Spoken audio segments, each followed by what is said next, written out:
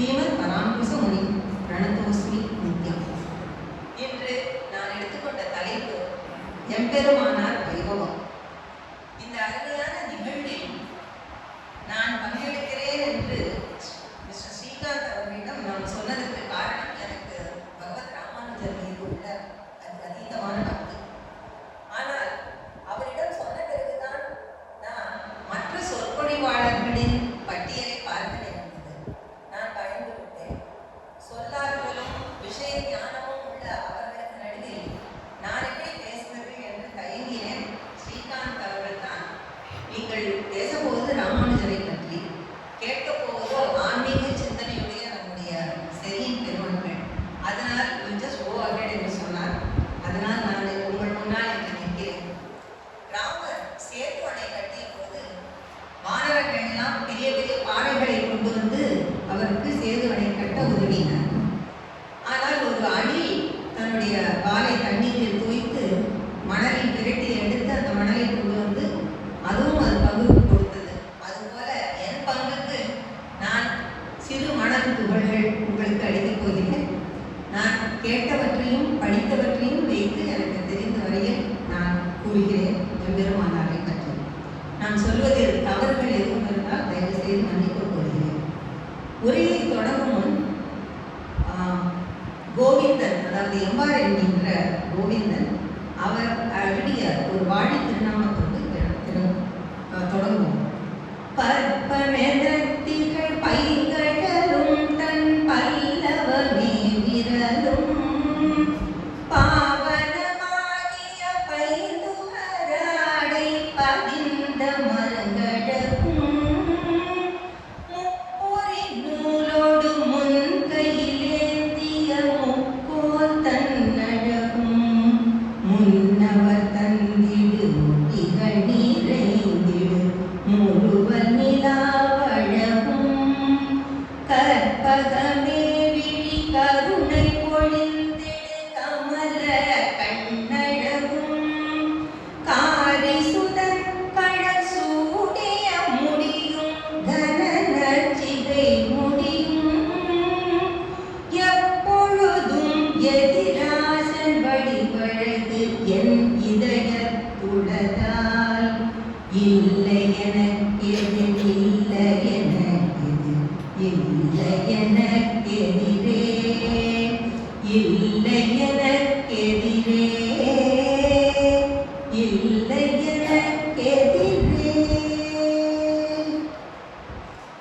காரை கருணை ராமானுஜர், தயைக்கு சிந்து என்றெல்லாம் போற்றப்படும் ராமானுஜர் என்கின்ற வைஷ்ணவ ஆச்சாரிய சிரேஷ்டரை பற்றி விவரிக்கும் முன் வைஷ்ணவ குரு பரம்பரை பற்றி ஒரு சின்ன முன்னுரை.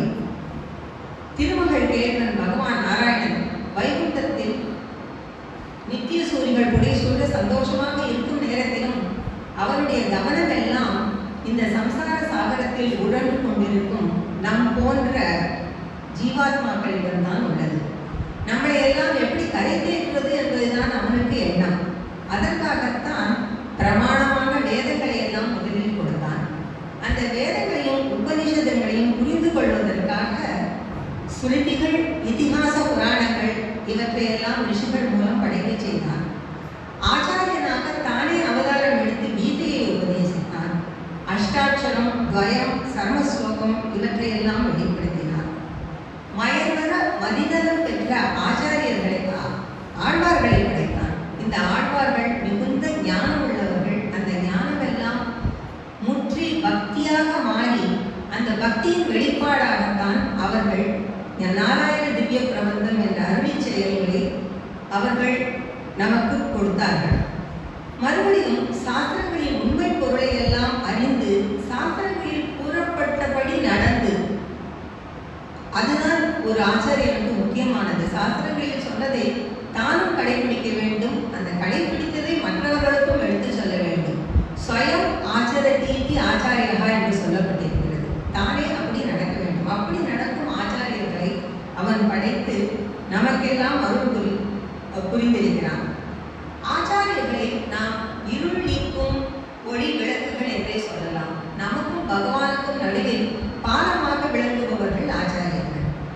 நாம் இவ்வுலகில் சிறப்பான வாழ்க்கை நடத்தவும் நம்முடைய காலம் முடிந்தவுடனே நாம் மோட்ச லோகத்தை அடையவும் நமக்கு வழிகாட்டும் பாதையை காட்டும் பெரியவர்களே ஆச்சாரியர்.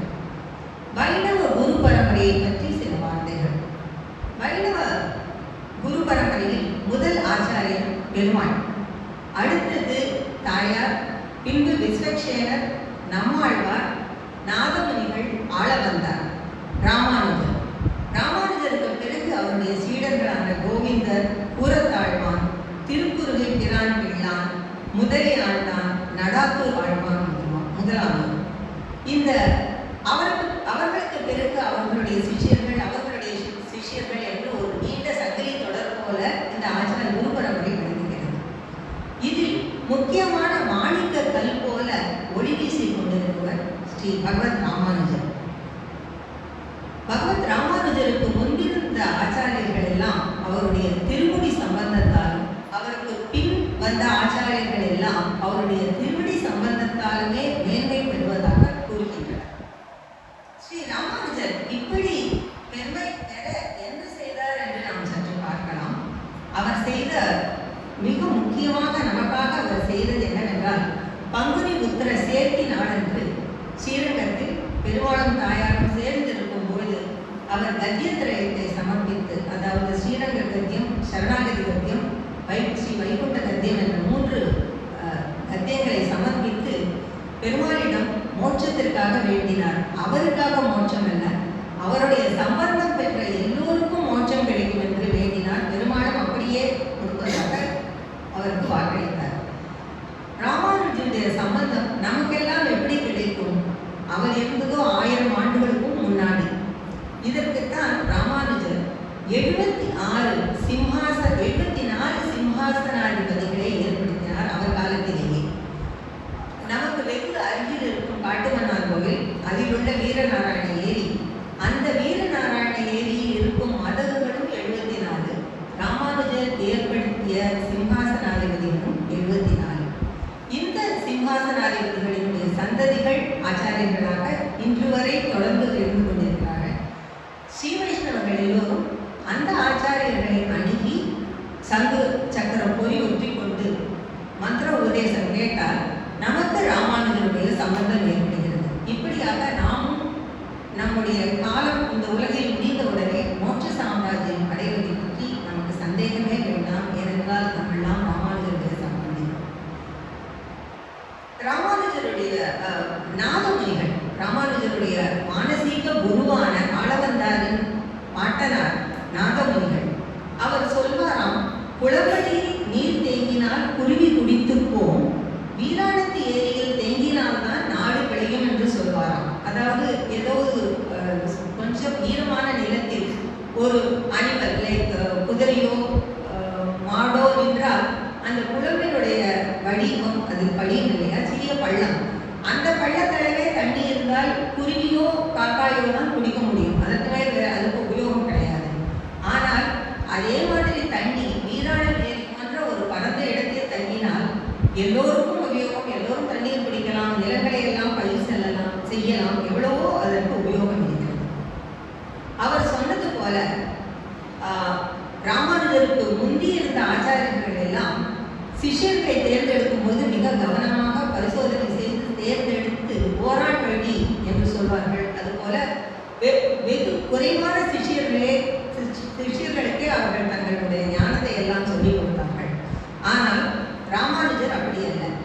உபதேச மாளிகையில் மணவாள மாமுனிகள் சொன்னது போல, ஓரான் வழியாய் உபதேசித்தார் முன்னோர், ஏறார் எதிராசர் இன்னொருளால், பாவுலகில் ஆசையுடையோர்க்கெல்லாம் ஆரியர்காள் கூறுவென்று பேசி வரையறுத்தார் பின். அவர் விருப்பங்களை எல்லோரும் யாருக்கெல்லாம் மோட்சம் வேண்டும் என்ற விருப்பம் இருக்கிறதோ, மும்முற்றுக்கள் என்று சொல்லப்படுபவர்கள், அவர்கள் எல்லாம் வந்தால் எல்லோருக்கும் நீங்கள் சொல்லிக் கொடுக்க வேண்டும் என்று தன்னுடைய சீடர்களுக்கு எல்லாம் அவர் கட்டளையிட்டார். இப்படிப்பட்ட பரந்த மனப்பான்மை இருப்பதால் தான் அவரை கருணைக்க சிந்து என்று குறிப்பிடுகிறார்கள். அதனால்தான் வைஷ்ணவ தரிசனத்திற்கு எம்பெருமானார் தரிசனம் என்ற பெயர் சூட்டி மகிழ்ந்தவர் வேறு யாரும் இல்லை, நம்பெருமாள். எம்பெருமான தரிசனம் என்றே இதற்கு நம்பெருமாள் பேரிட்டு நாட்டி வைத்தார். அம்புவியோ இந்த தரிசனத்தை எம்பெருமானார் வளர்த்த அந்த செயல் அறிக்கைக்கார் என்பது உபதேசத்தினாலே பாசம். இப்படியாக மோட்ச சாம்ராஜ்யத்தை நாம் அடைவதற்கு வழிகாட்டி எம்பெருமானார் இந்த உலகில் நாம் வாழ வேண்டிய வழிமுறையையும் வகுத்து கொடுத்தார். அவர் ஒரு சீர்திருத்தவாதி, முற்போக்கு சிந்தனையாளர். இன்றைக்கு 1000 ஆண்டுகளுக்கு முன்பே அவர் முற்போக்கு சிந்தனையை வெளிப்படுத்தினார். அவர் கூட்டங்கள் கூட்டவில்லை, கோஷங்கள் போடவில்லை, ஊர்வலங்கள் நடத்தவில்லை. ஆனால் ரொம்ப அமைதியாக அவர் தன்னுடைய முற்போக்கு சிந்தனையை வெளிக்காட்டினார். உதாரணமாக திருநாராயணபுரத்தில் கோவிலில் ஒரு நாள் உற்சவத்தில், ஒரு நாளோ 2 நாளோ எனக்கு தெரியவில்லை, திருக்குலத்தாருக்கு என்றே உற்சவம் கொண்டாடப்படுகிறது. அந்த திருக்குலத்தாரின் முன்னோர்கள் தான் ராமானுஜர் காலத்தில் வாழ்ந்தவர்கள்.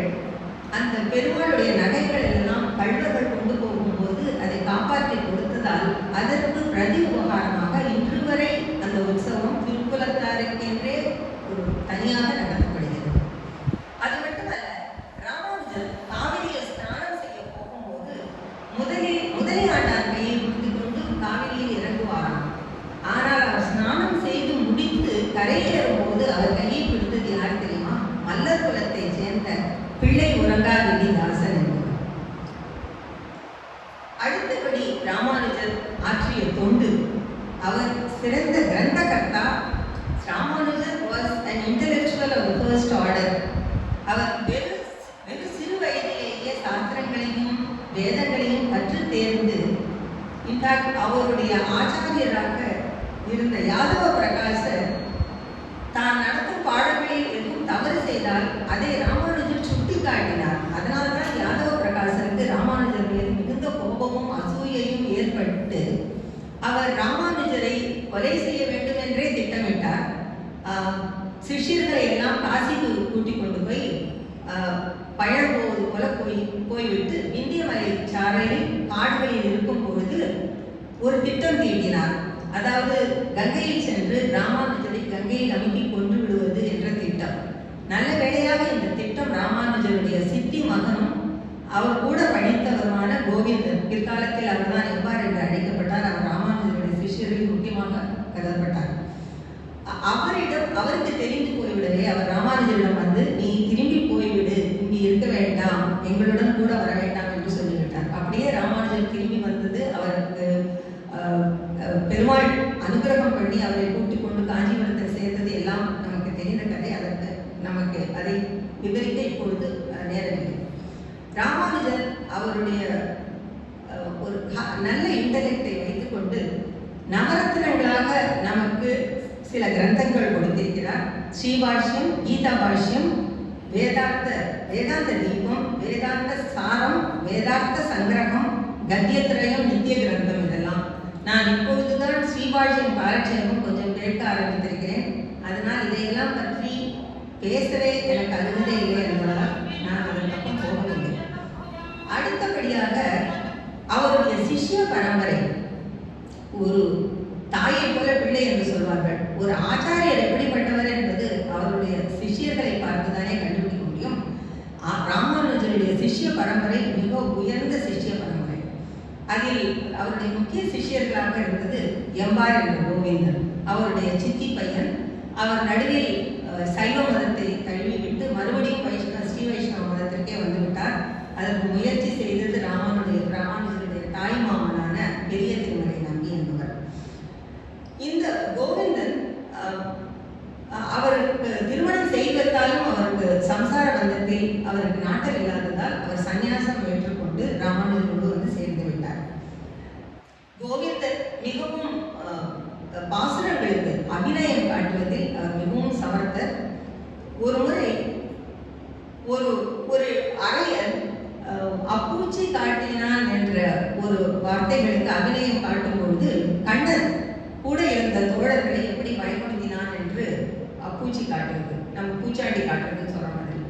அதற்கு கண்ணின் இரவைகளை மடித்து காட்டினார் அரையர் முதல் தடவை அபிநயம் முடிக்கும் போது. ஆனால் கோவிந்தன் பின்னாடி கூட்டத்தில் இருந்தவர் அப்படி காட்டக்கூடாது, இது சாதாரண பையன்கள் செய்யறதுதான் இது. ஆனால் பரமாத்மா கண்ணன் அவன் என்ன செய்தான் என்றால் அதுதான் அவன் குழந்தைகளை தன்கூட இருந்த குழந்தைகளை பயன்படுத்துவதற்கு கையாண்ட வழி. அதனால் அதை காட்டவும் உடனே அடுத்த தடவை அபிநயம் அரையர் மாற்றிவிட்டார். இதை திரும்பி பார்க்காமலே ராமானுஜர் தெரிந்து கொண்டு கோவிந்தன் இருக்கிறாரோ இந்த சபையில் என்று கேட்டாராம். அப்படி ஒரு ஈடுபாடு, ஒரு ஆழ்ந்த பக்தி இந்த பாசுரங்களின் மீது இவர்களுக்கெல்லாம் இருந்தது.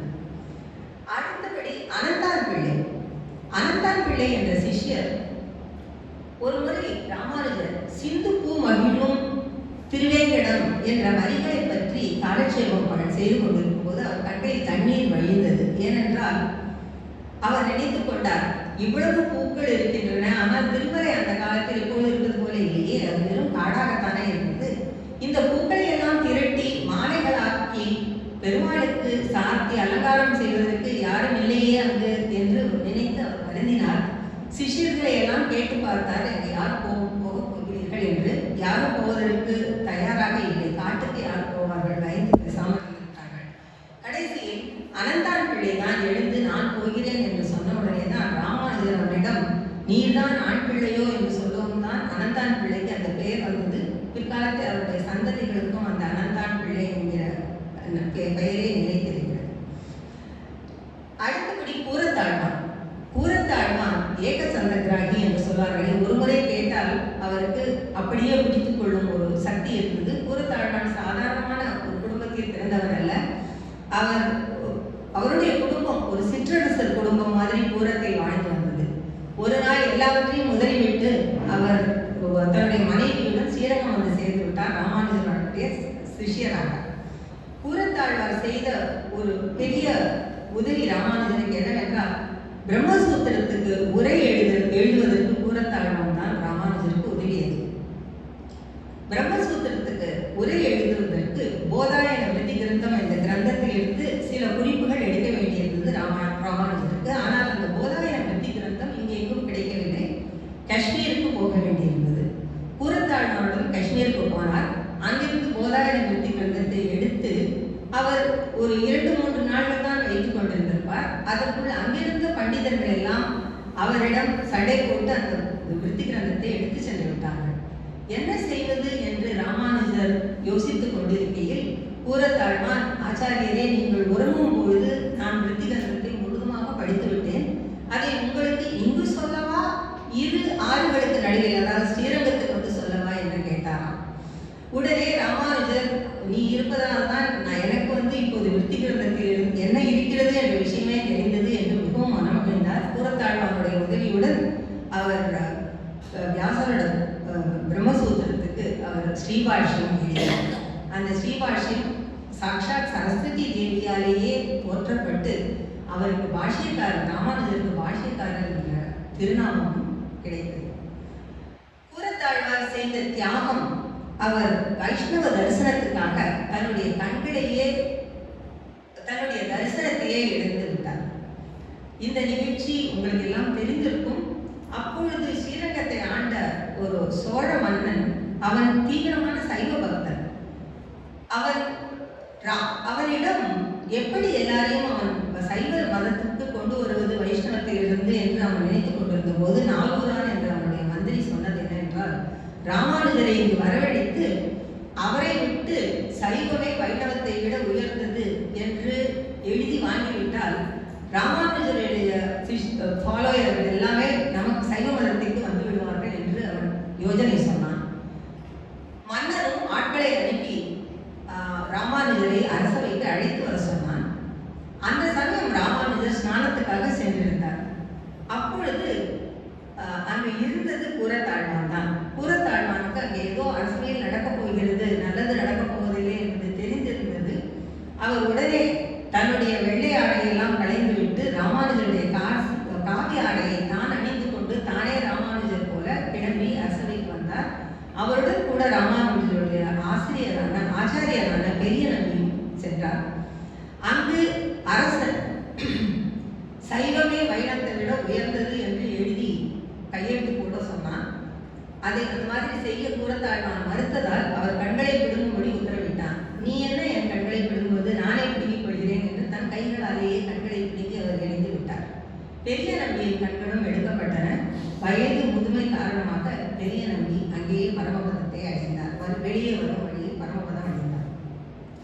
அப்படியாக தன்னுடைய கண் பார்வையையே இழந்தவர் கூறத்தாழ்வார். முதலியாண்டான் ராமானுஜருடைய ஒரு சகோதரியின் மகன். ராமானுஜர் சந்நியாசாசிரமம் மேற்கொள்ளும் போது கூறத்தாழ்வானையும் முதலியாண்டானையும் தவிர பாக்கி எல்லாவற்றையும் நான் விட்டு விடுகிறேன், தியாகம் செய்கிறேன் என்று சொன்னாராம். அவ்வளவு அபிமானம் அவர்கள் 2 பேர் மேலும் ராமானுஜருக்கு. நடாத்தூர் ஆழ்வான் இன்னொரு சகோதரியின் மகன். திருக்குறுகை பிரான் பிள்ளான் இவர் ராமானுஜருடைய மாமாவான பெரிய திருமலை நம்பியின் புதல்வர். இவர் ராமானுஜருடைய ஞானபுத்திரன் என்று அழைக்கப்பட்டார். அவர் ஒரு திருவாய்மொழிக்கு அவர் ஒரு வியாக்கியானம் எழுதினார். திருவாய்மொழிக்கு ஒரு வியாக்கியானம் எழுதப்பட வேண்டும் என்பது ராமானுஜருடைய மானசீக ஆச்சாரியரான ஆளவந்தாருடைய விருப்பம். ஆளவந்தார் ராமானுஜரை தன் ஸ்ரீரங்கத்துக்கு அழைத்து வர சொல்லி வைஷ்ணவ தரிசனத்துக்கு பிரவர்த்தகராக இருக்கும்படி செய்ய வேண்டும் என்று எண்ணியிருந்தார். அவர் பெரிய நம்பியை அனுப்பினார் காஞ்சிபுரத்துக்கு ராமானுஜரை அழைத்து வர செய்ய. துரதிருஷ்டவசமாக அவர்கள் இருவரும் ஸ்ரீரங்கத்தை அடையும் முன்னாடியே ஆளவந்தார் பரமபதம் அடைந்து விட்டார். அப்பொழுது அவருடைய சரம திருமேனியை பார்த்தபொழுது ராமானுஜர் அவருடைய விரல்களில் 3 மடங்கி இருந்ததை கண்டு அவருக்கு நிறைவேறாத ஆசைகள் எதுவும் இருந்ததா என்று சிஷ்யர்களிடம் கேட்டார். அவர்கள் சொன்னார்கள், ஆமாம், அவர் ஸ்ரீபாஷ்யத்துக்கு வியாக்கியான உரை எழுத வேண்டும் என்று நினைத்தார். அதற்கு பிறகு வேதவியாசரையும் பராசரரையும் கொண்டாட வேண்டும், அவர்கள் பெயர் எப்பொழுதும் நிலைத்திருக்க வேண்டும். 3ஆவதாக திருவாய்மொழியை பறக்க எல்லாருக்கும் கொடுக்க வேண்டும் என்ற இந்த 3 ஆசைகள் அவருக்கு இருந்தது என்று சொன்னார்.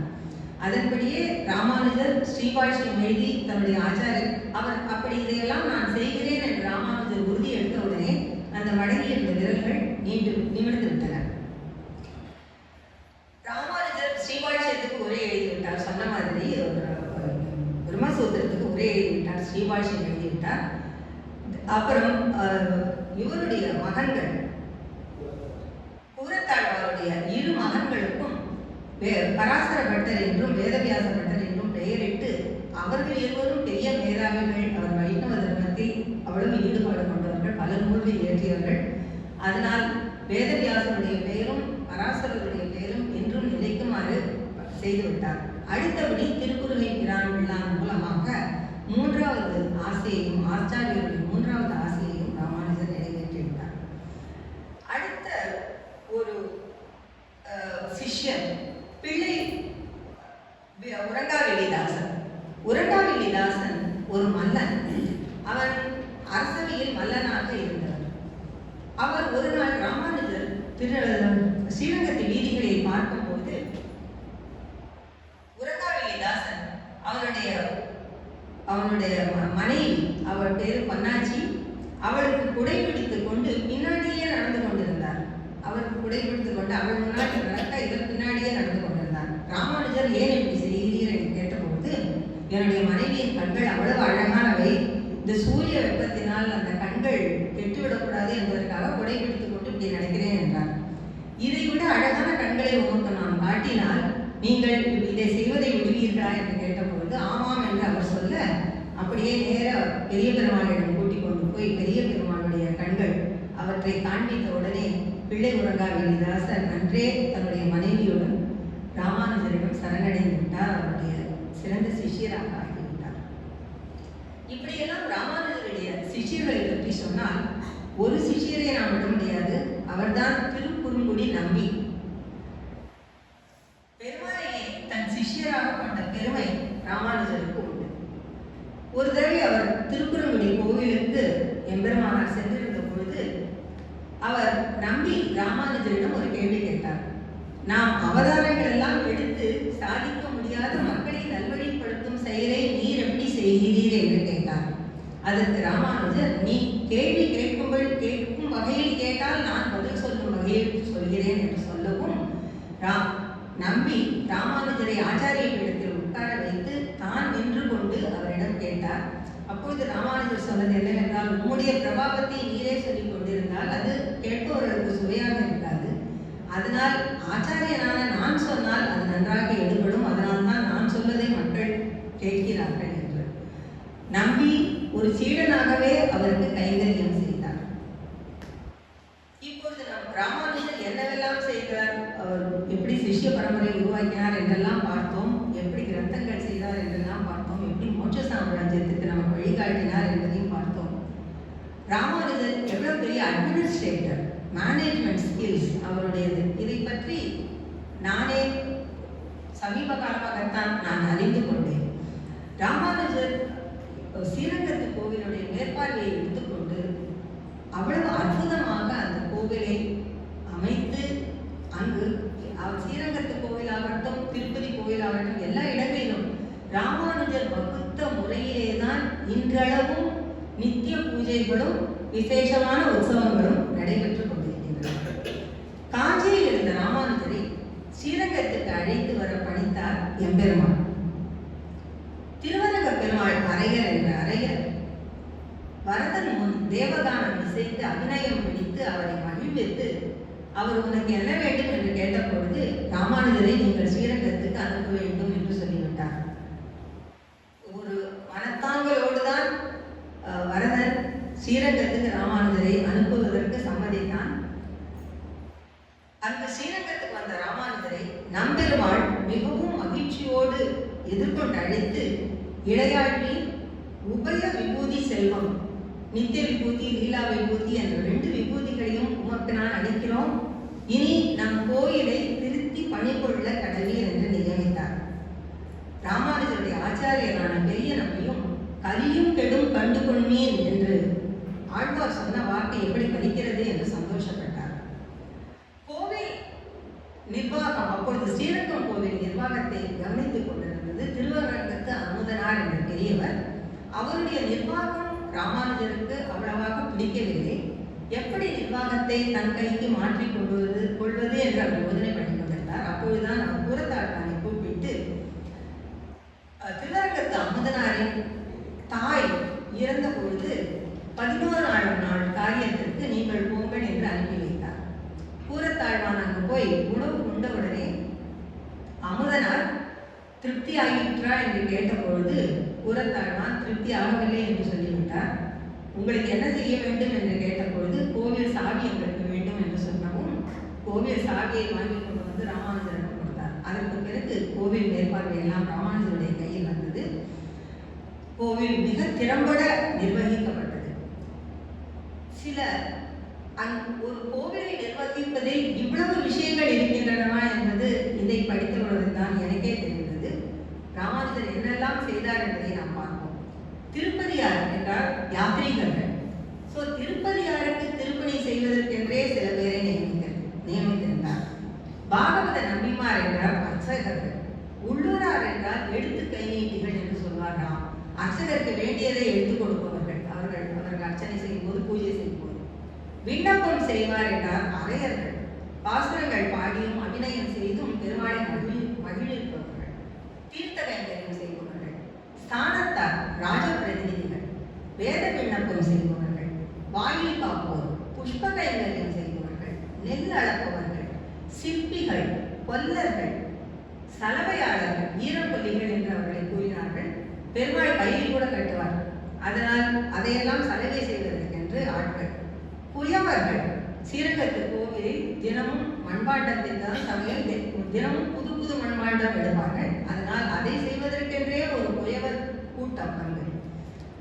அதை தவிர படகோட்டிகள். அப்பொழுதெல்லாம் காவிரியிலும் கொள்ளடத்திலும் நீர் நிறையாக இருந்தது போல இருக்கு. அதனால அதை கடந்து வருவதற்காக ஏற்பாடு செய்வதற்காக படகோட்டிகள். இவர்களை எல்லாம் அமர்த்தி அவர்களுடைய பணியெல்லாம் சிறப்பாக செய்வதற்கான எல்லா ஏற்பாடுகளையும் ராமானுஜர் செய்து கொடுத்தார். ஸ்ரீரங்க செல்வம் சிதறாமலும் சிந்தாமலும் மங்காமலும் பொங்கும்படி ஆராய்ச்சியும் திட்டமும் இட்டு திறமையும் ஒழுக்கமும் உள்ள நபர்களை அந்தந்த பணிக்கு அவர் நியமித்தார். கோவிலை சுற்றி ஊருடைய அமைப்பையும் அவர் செம்மைப்படுத்தினார். வீதி செப்பனிடுவோர், காவிரி கரை காப்போர், சுற்றுக்கோவில் சீரமைப்பவர்கள் இவையெல்லாம் அங்கேயே குடியமர்த்தி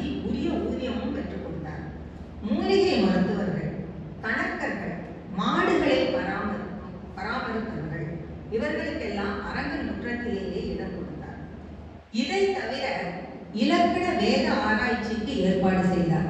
ராமானுஜர் சமஸ்கிருதத்துக்கு இணையான ஒரு அந்தஸ்து தமிழ் மொழிக்கு வேண்டும், தமிழ் பாசுரங்களுக்கு, அருளிச்செயல் பாசுரங்களுக்கு ஏற்படுத்த வேண்டும் என்பதில் மிகவும் மிகவும் உறுதியாக இருந்தார். அதற்கு வேண்டிய ஏற்பாடுகளை எல்லாம் செய்தார். கிரந்தங்களை ஆராய்வதற்காக, ரிசர்ச் செய்வதற்காகவும் அவர் வழி செய்தார்.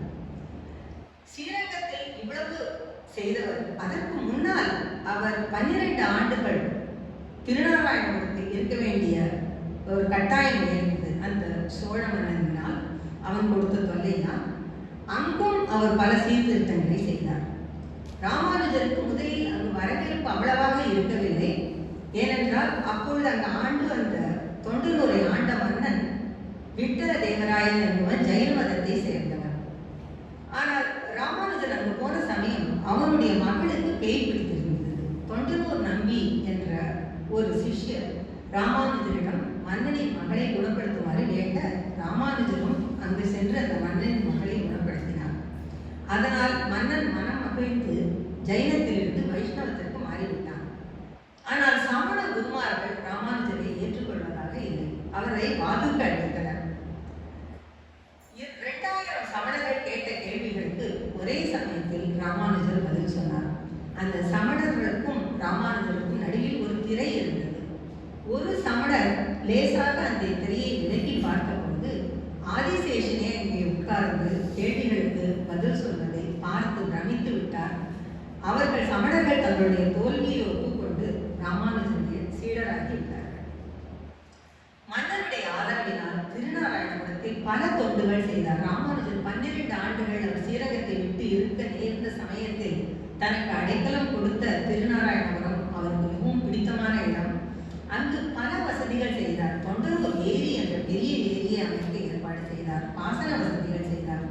பாடசாலைகளை ஏற்படுத்தினார். கல்வி மேம்பட உடையவர் தொண்டனூரில் இருந்த சமயத்தில் தான் ராமானுஜருடைய திருமணம் தீர்ந்து விட்டது. அவர் நாளைக்கு திருமணிலேயே என்ற வருத்தத்தோடு உறங்கும் போது பெருமாள் அவர் கனவில் வந்து, நாம் கல்யாணி சரசின் தென்மேற்கு மூலையில் துளசி செடிக்கு அடியில் நாம் இருக்கிறோம். எம்மை எடுத்து எமக்கு கோவில் அமைக்க வேண்டும். அது மட்டும் இல்லாமல் வடமேற்கு கரையில் உமக்கு வேணுங்கிற திருமணம் கிடைக்கிறோம் என்றெல்லாம் சொல்லிவிட்டு மறைந்து விட்டான். அப்படியே மறுநாள் மன்னனின் உதவியோடு ராமானுஜர் அந்த பெருமாளை தேடி எடுத்து அது பிரதிஷ்டை பண்ணி கோவிலும் கட்டி எல்லாம் செய்து விட்டார். திருமணம் அவருக்கு கிடைத்தது. ஆனால் உற்சவ மூர்த்தி இல்லையே என்று அவர் தேடிக்கொண்டிருந்தார். மறுபடியும் கனவில் பெருமாள் தோன்றி டெல்லி பாதுஷாவின் அரண்மனையில் இருப்பதாக கூறி மறைவும் டெல்லி சென்றார் ராமானுஜர். அரசனின் பொக்கிஷ அறையில் உற்சவ மூர்த்தி அமைப்பு கொண்ட விக்கிரகம் எதுவும் அவர் கண்களுக்கு படவில்லை.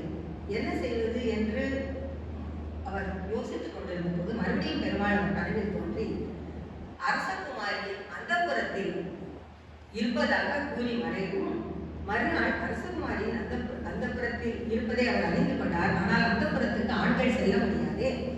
அப்பொழுது டெல்லி பாதுஷா என்ன சொன்னான் என்றால், நீங்கள் கூப்பிடுங்கள், அவர் வந்தால் நீங்கள் உங்கள் பெருமாளை எடுத்து செல்லலாம் என்று சொன்னார்.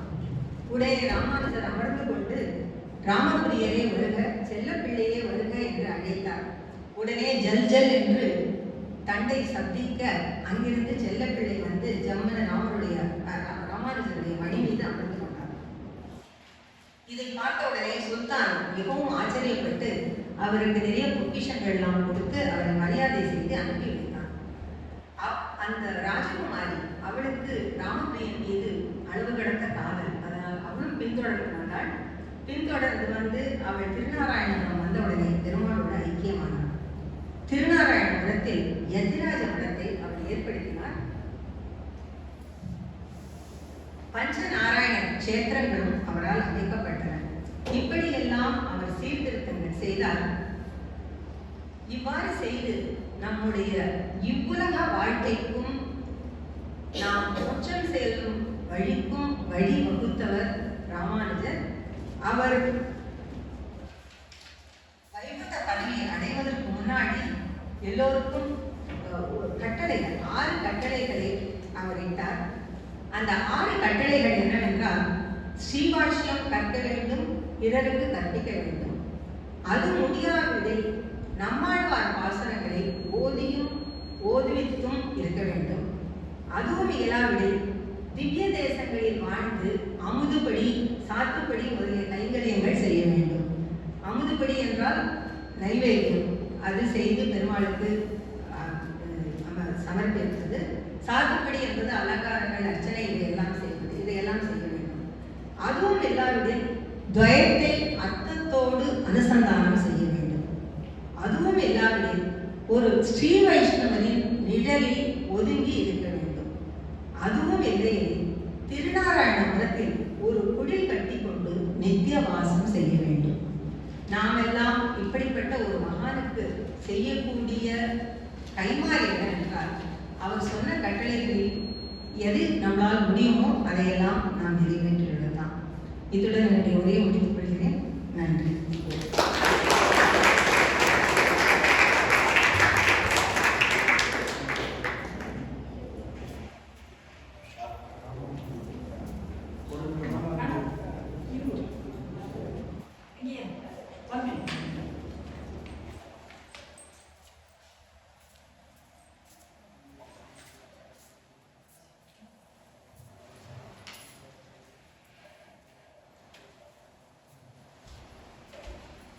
அருமையா இருந்தது.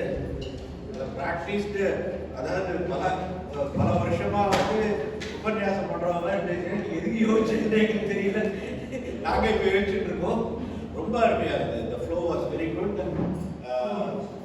I request Raji Mani to drape the shawl on Dr.